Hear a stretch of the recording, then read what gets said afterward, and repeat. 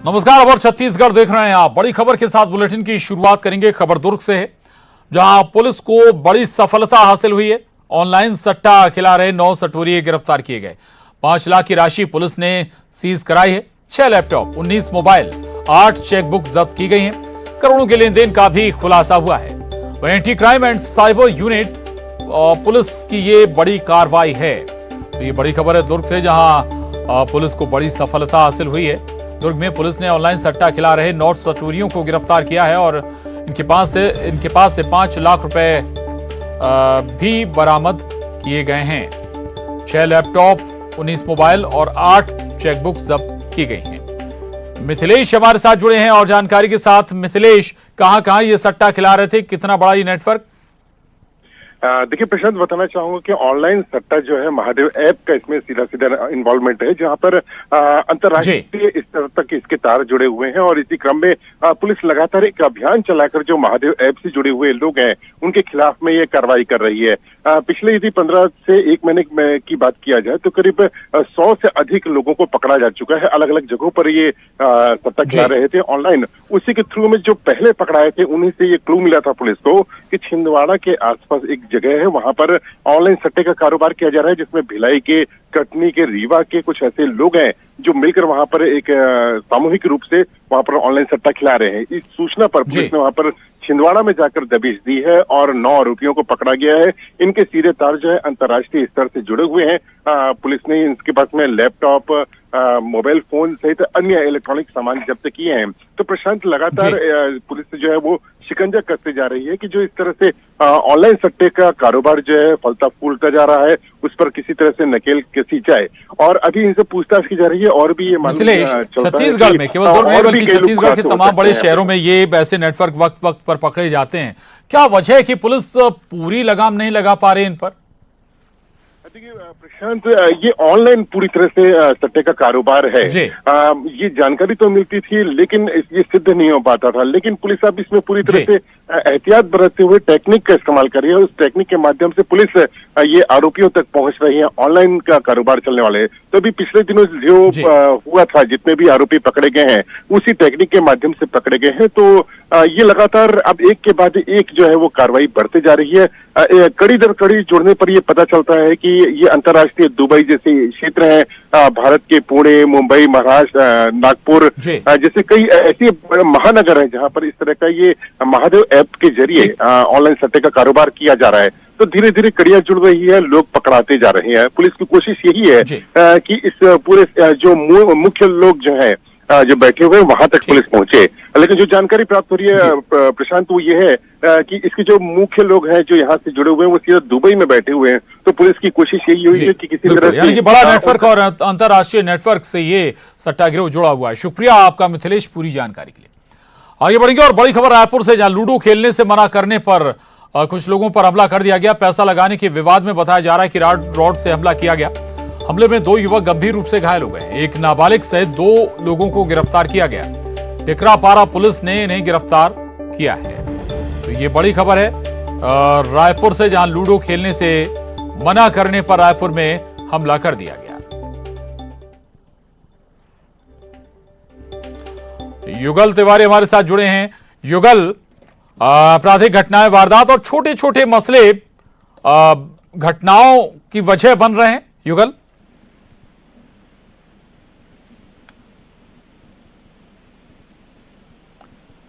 युगल, आवाज आपको मिल रही है?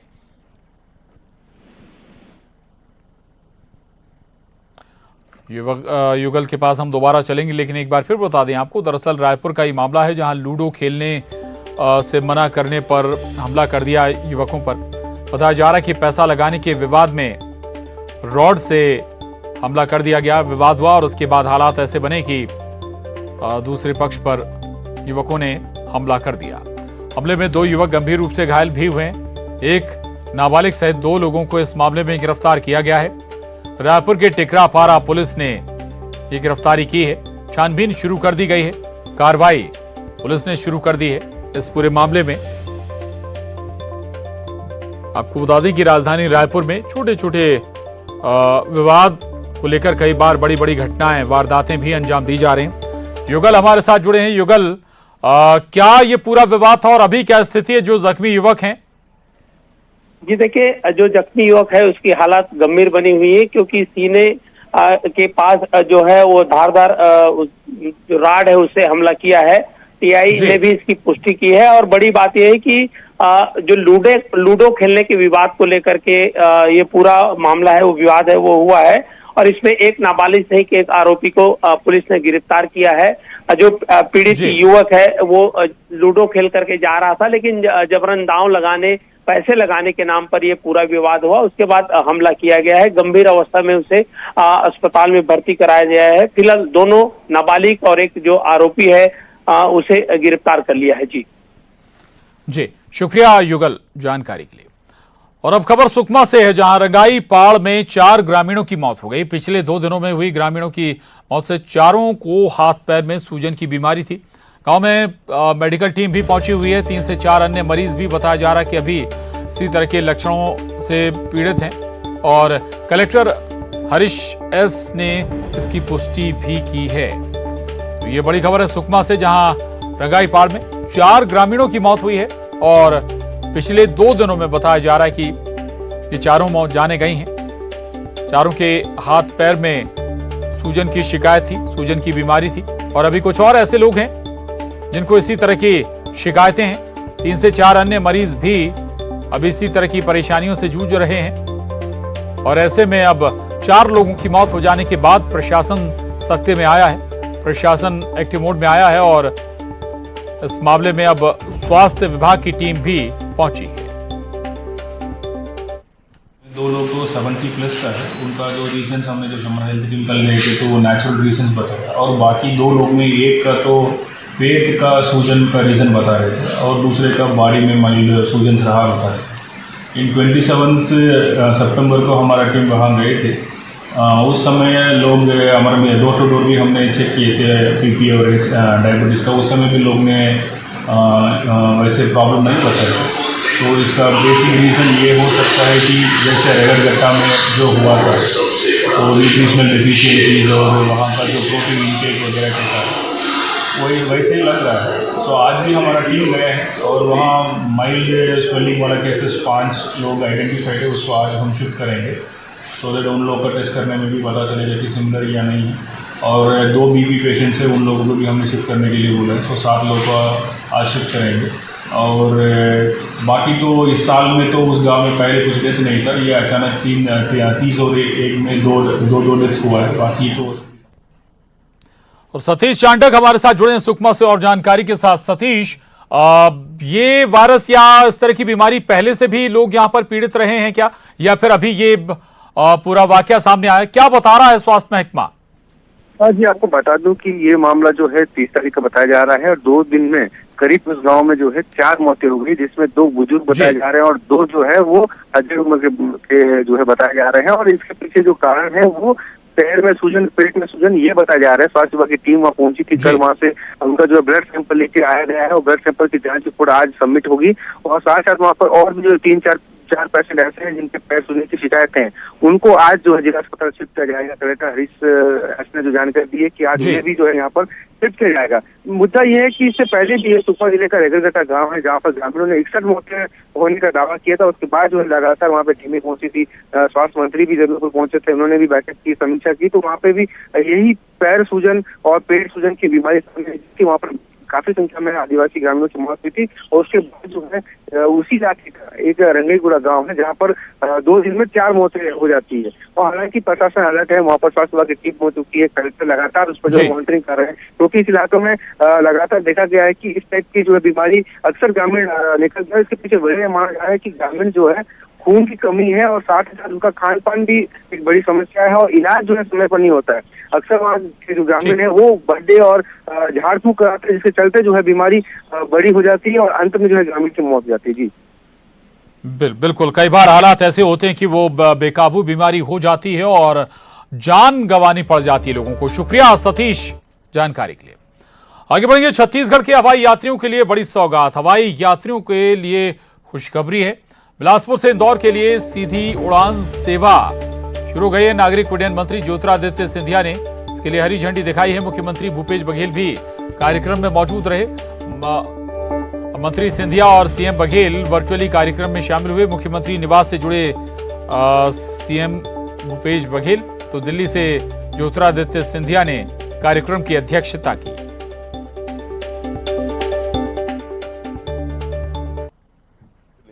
राज्य सरकार के द्वारा बिलासपुर एयरपोर्ट का 3C VFR श्रेणी में उन्नयन किया गया। एलायंस एयर कंपनी द्वारा दिल्ली, जबलपुर, बिलासपुर, प्रयागराज वायुमार्ग का 1 मार्च 2021 को प्रथम नियमित घरेलू विमान सेवा प्रारंभ की गई तथा 5 जून 2022 से बिलासपुर, भोपाल के लिए भी नियमित विमान सेवा प्रारंभ किया गया था। अब चूंकि वो बंद हो गया है और उसके बाद अब रायपुर और बिलासपुर इसे आज से शुरू हुआ है, मैं उसके लिए बधाई देता हूं। बढ़ते हुए विमान सेवा एवं यात्रियों की संख्या को देखते हुए वर्तमान टर्मिनल की क्षमता के विस्तार हेतु 1,90,00,000 के कार्य की स्वीकृति दी जा रही। कई लोगों ने, पूर्व वक्ताओं ने यहां मांग भी की कि हम लोगों की नाइट लैंडिंग फैसिलिटी बिलासपुर में स्थापित होनी चाहिए। ये एक उचित मांग है और मैं निवेदन करना चाहता हूं कि ये एयरपोर्ट वर्तमान में राज्य सरकार के अधीन है। केंद्र सरकार से जितनी भी हम लोग सहायता तकनीकी रूप में हम लोगों की जरूरत होगी, हम देने के लिए तैयार हैं। और रायपुर से बड़ी खबर है, नवा रायपुर के चौक चौराहों का नाम बदला गया है। कैबिनेट ने नाम बदलने का फैसला किया था और महानदी भवन मंत्रालय के पास के चौक के नाम बदले गए हैं। बदले नाम अस्तित्व में आ गए। इंदिरा गांधी, राजीव गांधी, लाल बहादुर शास्त्री के नाम पर चौराहों के नाम किए गए हैं। कई अन्य महान हस्तियों के नाम पर चौराहों के नाम बदले गए हैं।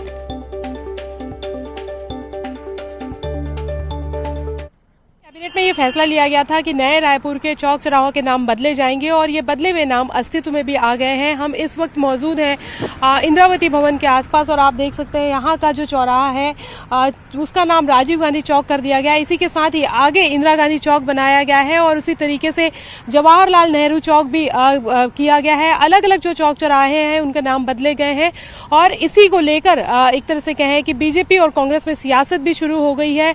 नया रायपुर अगर बात करें तो दोनों ही पार्टियों के लिए सियासत का केंद्र रहा है। जब नया रायपुर में बसाहट नहीं हुई थी एक तरह से, तब कांग्रेस लगातार निशाने पर लेती रही थी और यहाँ पर जो डेवलपमेंट किए जा रहे हैं उसको लेकर खासतौर पे कि जो मेन शहर है वो मुख्य धार जहाँ पर लोग रहते हैं वहां पर तो विकास कार्य नहीं हो रहा है, लेकिन नया रायपुर में पैसा बर्बाद किया जा रहा है। अब कांग्रेस की सरकार है और अलग अलग जगहों पर चौक चौराहों के नाम बदले जा रहे हैं, तो अब बीजेपी के पास मौका है कि वो इसको लेकर जो है वो कांग्रेस पर निशाना साधे और यही वजह है कि बीजेपी इस मौके को नहीं खोना चाहती। ये इस चौराहे के बाद में अगर हम बात करें तो अलग अलग जगहों पे नाम बदले गए हैं। मंत्रालय, महानदी भवन के आसपास बड़े चौक चौराहों के बदले हुए नाम अस्तित्व में नजर आए हैं। पूर्व प्रधानमंत्री इंदिरा गांधी, राजीव गांधी, पंडित जवाहरलाल नेहरू, लाल बहादुर शास्त्री सहित कई अन्य नामों से जो है वो चौराहों के नामकरण किए गए हैं। हालांकि जो बीजेपी है उसका कहना है कि कांग्रेस को इससे कोई फायदा नहीं होने वाला, बल्कि कांग्रेस जो है वो नाम बदल कर ये बताना चाहती कुछ अलग कर रही है, लेकिन मेन काम है कि विकास किया जाए। कैमरा पर्सन इमरान के साथ ममता लांजेवाल, न्यूज़ 18 छत्तीसगढ़, रायपुर। और रायपुर से बड़ी खबर है, नवा रायपुर में नामांकन पर सियासत गर्मा गई है। बीजेपी मीडिया प्रमुख अमित चिमनानी का बयान आया है, हर चौक चौराहे का नाम गांधी जी, नेहरू जी के नाम करें ठीक है, लेकिन उनके नाम से कुछ नया तो बनाएं जिससे जनता को लाभ मिले। कांग्रेस हर चौक चौराहे का नाम गांधी जी और नेहरू जी के नाम ही कर रही है। नाम बदलने से जनता को कोई लाभ मिला हो तो बताएं। केवल नाम बदल देना राजनीतिक वैमनस्यता है। कांग्रेस पार्टी के नेताओं का जितना लगाव और श्रद्धा भाव गांधी परिवार के प्रति है, उतना लगाव भारत देश के साथ अगर होता तो आज कांग्रेस जो इस देश से विलुप्त होने की कगार पर है नहीं होती। हर चीज का नाम ये लोग गांधी जी के नाम पर, नेहरू जी के नाम पर रखना चाहते हैं। ठीक है, बहुत अच्छी बात है, लेकिन कम से कम आप अपने बड़े नेताओं का इतना मान तो रखिए कि उनके नाम से कोई नई चीज आप करें और जब वो नई चीज हो तो जनता को उसका लाभ मिले और जनता भी कहे कि चलिए इनके नाम से कोई अच्छा काम हुआ, हमारे जीवन में बेहतरी आई। महज नाम चेंज कर देना ऐसा लगता है कि ये एक राजनीतिक वैमनस्यता है।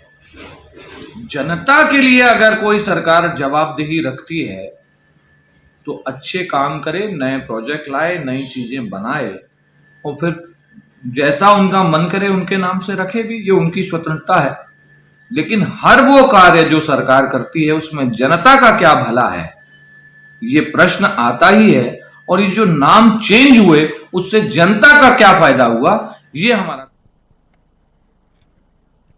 अगली खबर का रुख करेंगे। रायपुर से बड़ी खबर है। नवा रायपुर के नए नामकरण पर सियासत तेज है। बीजेपी के सवालों पर कांग्रेस ने पलटवार किया। कांग्रेस संचार प्रमुख सुशील आनंद शुक्ला का बयान है ये, नाम बदलने से बीजेपी को तकलीफ क्यों है। गांधी परिवार ने देश के लिए अपना बलिदान दिया है। 15 साल रमन राज ने हर योजना का नाम दीनदयाल उपाध्याय किया था। बीजेपी किस नैतिकता के साथ ये सवाल खड़े कर रही है। नवा रायपुर के किसी भी चौक चौराहे या भवन का नाम चेंज नहीं किया गया है, सबका नया नामकरण किया गया है। दूसरी बात, भारतीय जनता पार्टी किस नैतिकता से कांग्रेस के नेताओं के नामकरण पर सवाल खड़ा कर रही है। पंडित जवाहरलाल नेहरू, इंदिरा गांधी, राजीव गांधी, महात्मा गांधी, इन सब ने देश की आज़ादी के लिए और देश के लिए अपना बलिदान किया है। देश के लिए इन्होंने अपने पंडित जवाहरलाल नेहरू ने अपने जवानी के 16 साल जेल के सलाखों में के पीछे बिताया है। इंदिरा गांधी, राजीव गांधी ने अपने प्राणों की शहादत दी है। पिछले 15 साल में डॉक्टर रमन सिंह की छत्तीसगढ़ में सरकार थी, हर गली कूचे योजना का नाम दीनदयाल उपाध्याय जी के नाम पे किया गया था। जब देश आज़ाद हुआ था तब दीनदयाल उपाध्याय जी 31 वर्ष के परिपक्व नौजवान थे। देश की आज़ादी में उनका क्या योगदान था, देश के नवनिर्माण में उनका क्या योगदान था, जो केंद्र सरकार और रमन सरकार ने सारी योजनाओं, सारे चौक चौराहों का नाम उनके नाम पे किया था। गांधी ने। ममता लांजेवार हमारे साथ जुड़े हैं। ममता, नामकरण की सियासत तो कोई नई नहीं है। बीजेपी सत्ता में होती है तो वो नाम बदलती है, कांग्रेस सत्ता में होती है तो वो नाम बदलती है। लेकिन एक सवाल जरूर है कि भाई क्या गांधी नेहरू परिवार के बाहर से कोई ऐसी शख्सियत नहीं है जिसके नाम से नामकरण किया जा सके किसी चौराहे का? देखिए, अब ये जो नामकरण हुआ है उसके बाद में बीजेपी और कांग्रेस में सियासी वार जो है वो फिर से शुरू हो गया है। नामकरण अगर हम बात करें तो अलग अलग चौक चौराहों के नामकरण किए गए हैं। बीजेपी के समय की बात करें तो जो नया रायपुर है उस वहाँ पर जो चौक है उसका दीनदयाल उपाध्याय चौक किया गया था और जो नया रायपुर का नाम भी अटल नगर किया गया था। बाद में कांग्रेस की सरकार आई तो कांग्रेस की सरकार आने के बाद में उसका नाम नवा रायपुर किया गया और उसके बाद में जो चौक चौराहे हैं उनका नामकरण किया गया अलग अलग। जो एक राजीव गांधी चौक किया गया, एक लाल बहादुर शास्त्री चौक किया गया, नेहरू चौक किया गया और सरदार वल्लभ भाई पटेल चौक किया गया। तो अलग अलग नामकरण किए गए हैं। बीजेपी का कहना है कि भले ही वो गांधी के नाम पर हो चाहे नेहरू के नाम पर हो, लेकिन नई जो चीज़ें बनाई जाए उसका नामकरण करना चाहिए और लोगों को उसका लाभ मिल सके ताकि लोगों को लगे कि इन महापुरुषों के नाम पर नई चीज़ों की शुरुआत की गई है और उसका लाभ वो ले रहे हैं। कांग्रेस का कहना है, कांग्रेस ने सवाल किया है कि दीनदयाल उपाध्याय का नाम किस लिए किया जा रहा है। गांधी और नेहरू परिवारों का जो योगदान तो कम से कम आज़ादी में रहा है और उन्होंने आज़ादी की लड़ाई लड़ी है, आज़ादी के लिए अपनी जान दी है। लेकिन अगर हम बात करें आगे भी अगर हम बात करें तो अलग अलग तरीके से उन्होंने अपनी लड़ाई लड़ी है। लेकिन अगर दीनदयाल उपाध्याय का बताए बीजेपी की उनका किस तरीके से जो है वो योगदान रहा है, तो जाहिर तौर पर दोनों के ही अपने तर्क हैं, दोनों के अपने जवाब हैं। यानी कि आने वाले दिनों में भी नामकरण की सियासत परवान चढ़ी रहेगी। शुक्रिया ममता आपका पूरी जानकारी।